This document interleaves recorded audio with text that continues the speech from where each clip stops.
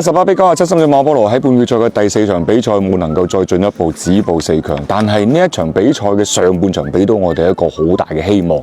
尤其是第一節喺只有2個外援出戰嘅情況下，深圳隊開局非常之進取，非常之頑強，喺防守端做得好好。佢哋喺進攻端攞到27分之餘，亦都將廣廈限制到只有14分。咁雖然話半場咧係俾對方咧贏翻2分啦，但係其實總嘅嚟講咧，深圳隊喺場上嘅一啲嘅節奏啊或者細節方面咧都做得唔錯。問題出邊度咧？當然就係第3節，因為只有2個外援，同埋只有7到8人嘅輪換，深圳隊嘅球員去第3節真係開始去到體能嘅瓶頸位，而呢一個亦都令到佢哋單節出現咗5次嘅失誤，反而廣廈咧憑藉住多輪換再加上佢哋嘅主要嘅球員孫銘輝嘅回歸，喺第3節咧亦都係打出咗一波36-22嘅小高潮。喺呢一節，孫銘輝入咗3個3分球，而此前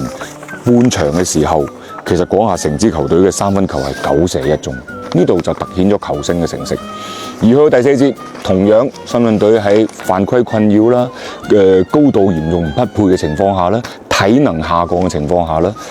只能夠一次又一次睇住廣廈將佢哋嘅3分球入咗，或者係衝擊自己嘅內線而無能為力。但係我哋都睇到深圳隊嘅頑強，深圳隊嘅不服輸。每次當廣廈可以係入到3分球嘅時候，我哋總可以有基斯道化嘅3分球回應啦。咁但係始終實力或者輪換深度方面係有所差距啦。到最尾，始終都係輸咗呢場比賽。當然喺賽後嘅總結當中，鄭永江指導亦都講咗，就係話經驗方面嘅欠缺，實力方面嘅差距係呢個系列賽之前已經知道咗㗎啦。但係深圳隊嘅球員佢哋硬係將個系列賽打出咗有懸念，打出咗好精彩。當然歌仔都話唱啦，世事沒如果就唔好期盼有如果。我哋唔可以話將輸波嘅原因歸咎於一啲嘅客觀條件，例如若然史密夫冇受傷咧，若然亞歷斯喺呢個第四場嘅比賽當中可以上場，可能一切都唔同。但係冇如果，只不過對於深圳隊嘅球員嚟講，我覺得無論佢哋心裏邊點睇都好啦，外界係對佢哋呢一個賽季嘅表現相當嘅滿意。最後我問咗4個球員。何希寧、周鵬、黃浩然、盧鵬宇。周鵬作為第19個賽季，呢一個賽季亦都係佢喺深圳隊嘅合同年。賽後佢繞場1周之後，臨翻到更衣室嘅時候，佢亦都專登摸咗摸地板上邊深圳隊嘅標誌。佢話呢個未必係有咩意義，有啲咩含義或者啲咩暗示，只不過可能就係自己打波嘅一個性格。對於一個系列賽嘅結束，唔服輸。已經係球隊當中年紀最大嘅球員，喺呢一個時候，周鵬會湧現好多嘅回憶，可能亦都會有遺憾，但係我覺得，尤其是喺第3場嘅嗰個關鍵嘅3分球，已經俾我哋睇翻昔日周鵬嘅嗰個風采。對於何希寧而言，呢個賽季佢收穫咗個人嘅最高榮譽上海隊 MVP， 但係去到半決賽，佢亦都的而且確受到咗 MVP 嘅防守待遇，所以成個系列賽佢嘅表現或者佢嘅數據唔係咁出彩。但係我諗對於何希寧嚟講，呢個係一個挑戰，呢個對於佢嚟講係激勵佢下個賽季繼續向更強嘅自己去進化嘅一個嘅最大嘅一個動力。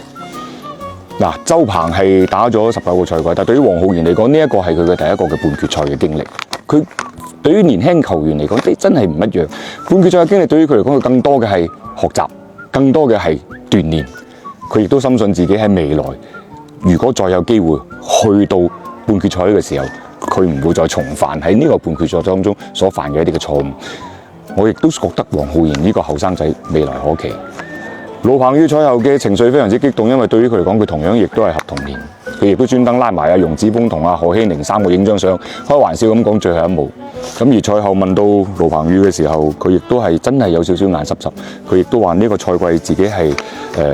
拼咗好多，成支球隊好團結，成支球隊亦都喺唔係咁受人關注嘅情況下，去到一個半決賽嘅成績。